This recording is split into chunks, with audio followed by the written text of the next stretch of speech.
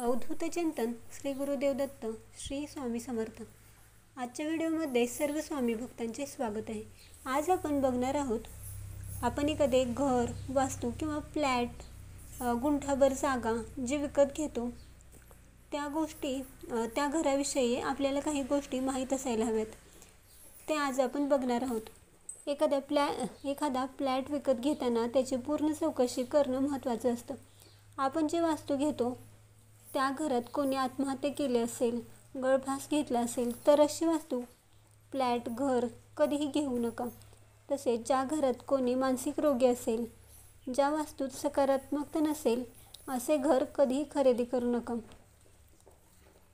एखादी व्यक्ती कर्जबाजारी झाली असेल आणि काही कारणामुळे त्यांना ते घर विकायचे असेल, किंवा एखाद्या व्यक्तीला स्वतःचा फ्लॅट, घर किंवा जमीन विकायची नाही परंतु जबरदस्ती ती जमीन ती व्यक्ती विकत असेल, कारण काही कारणामुळे पैशांची कमतरता भासत असेल, त्या व्यक्तीला कर्जबाजारी झाले असतील, अशी जमीन त्या व्यक्तीला विकायची असेल तर ती कधीही खरेदी करू नका, कारण त्या व्यक्तीचा जीव त्या जमिनीत अडकलेला असतो।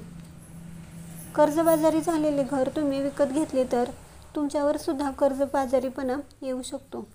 तुम्ही घर खरेदी करताना नेहमी आजूबाजूच्या लोकांना जाऊन त्या वास्तूविषयी चौकशी केली पाहिजे, कारण भविष्यात तुम्हाला त्रास होणार नाही। तसेच एखाद्या घरात असं होतं, एखादी व्यक्ती घर सोडून निघून जाते, परत कधीही येत नाही। ज्या घरात गळफास घेणे, आत्महत्या करणे असे प्रकार घडले असतील तर त्या वास्तूमध्ये नकारात्मकता असते, त्यामुळे तेथील घर खरेदी करू नका।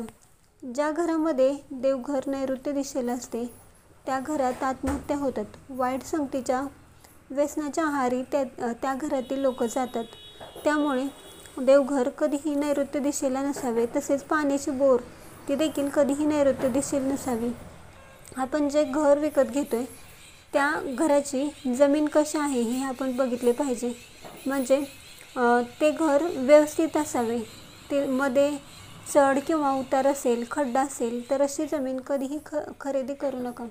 तुम्हाला ही माहिती कशी वाटली हे कमेंट्स करून नक्की सांगा।